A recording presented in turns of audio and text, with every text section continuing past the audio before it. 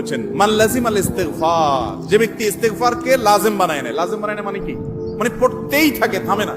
টয়লেটে গেছে তখন শুধু বন্ধ, খাচ্ছে তখন শুধু বন্ধ, ঘুমাচ্ছে তখন শুধু বন্ধ, আর সারাক্ষণ পড়তেই থাকে ইস্তিগফার।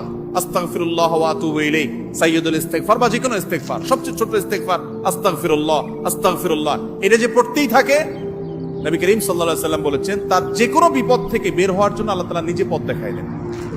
এমন ভাবে পথ দেখাবেন সে কল্পনাও করবে না।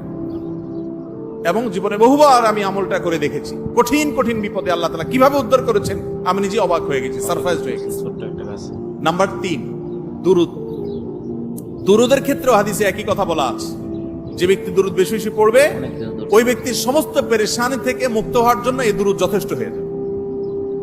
তাহলে 3টা আমলের কথা বললাম, দোয়া ইউনুস, লা ইলাহা ইল্লা আনতা সুবহানাকা ইন্নী কুনতু মিনাজ জালিমিন, আরেকটা হলো ইস্তিগফার বেশি বেশি, আরেকটা হলো